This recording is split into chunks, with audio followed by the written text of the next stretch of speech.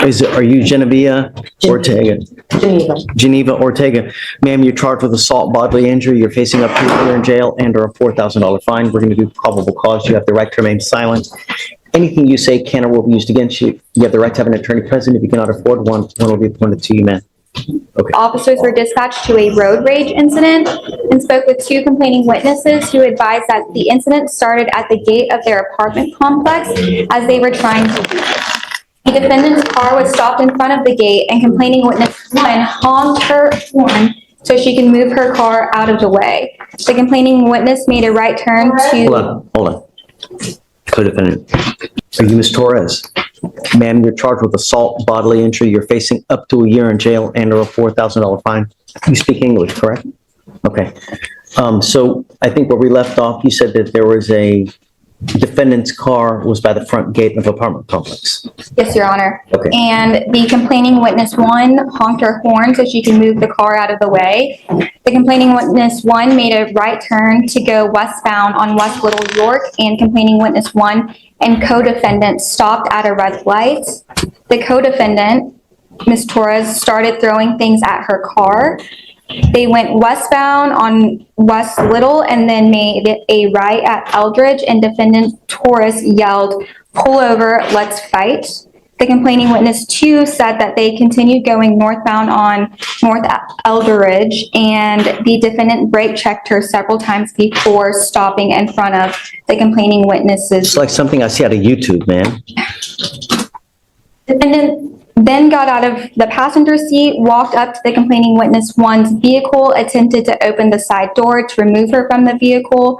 Complaining witness 2 got out of the passenger seat to prevent defendant from opening the driver's side door. The defendant was able to open complaining witness's 1 door because when complaining witness 2 opened the door, it unlocked all of the doors.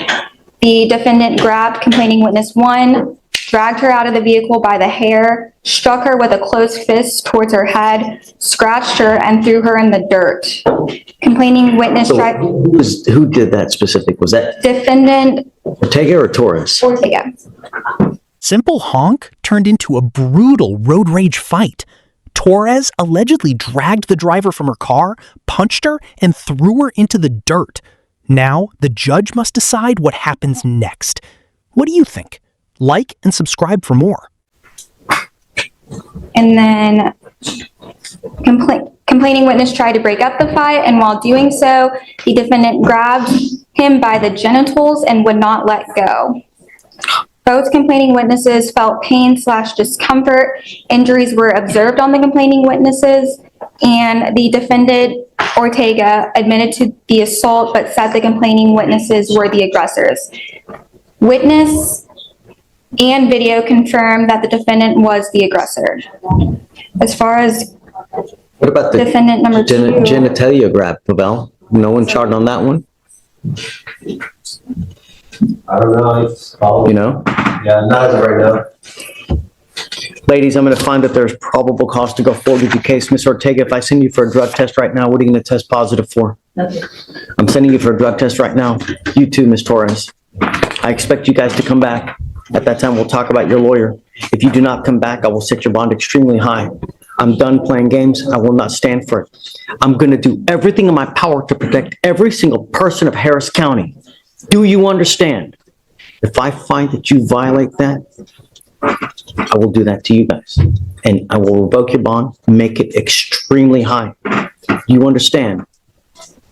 Who is driving in this caper? It's Ortega. Ms. Ortega, do you have a Texas driver license? Actually, let me start. Do you have a Texas driver license? I'm ordering you as a condition of your bond not to have any contact with the complaining witness in this case, not to be in possession of weapons. I'm sending you now for a test and then you must come back. Do you understand? Okay, take a seat for me. Okay, so we'll do the conditions now and then we can tell Tracy. Okay. Ms. Torres, you tested positive for marijuana. I am now making it a condition that you are not to smoke. I'm telling you that you will be tested 31 days from today. Guess what happens if you test positive? Right. You hold the keys to the jail cell. How old are you? How old are you? 19. What do you do for a living? I'm a bartender.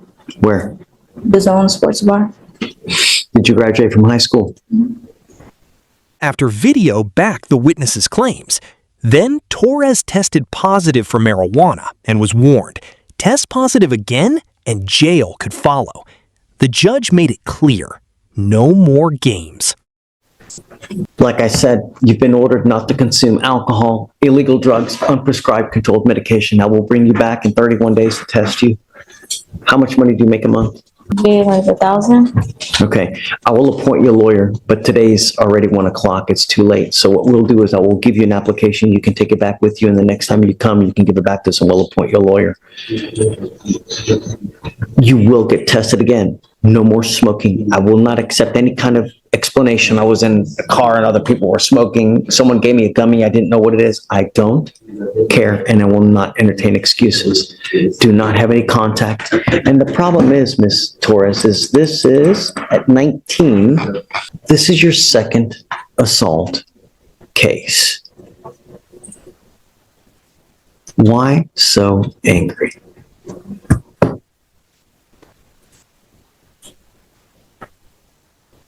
It's not that, because it's not that. It's not funny. It's what's next? An aggravated assault where you pull a gun on something, where you're looking at up to 20 years in prison? All it takes, the thing is, look at me.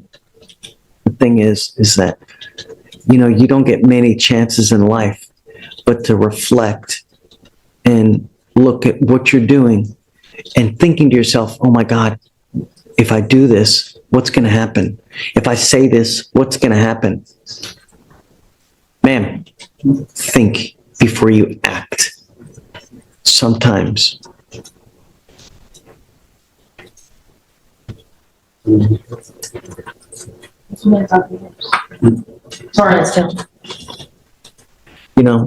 That's when it hurts. If you can't look at me in the face, am I speaking truth? She's angry because I have kids. I'm not, she's what? She's angry because I have kids.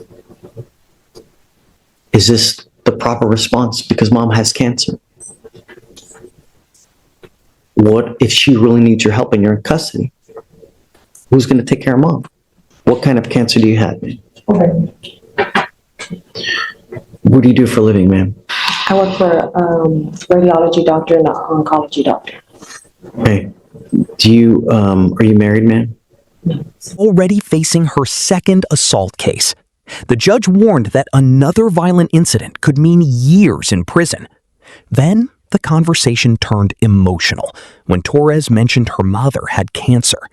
The judge simply told her, think before you act. How many children do you have?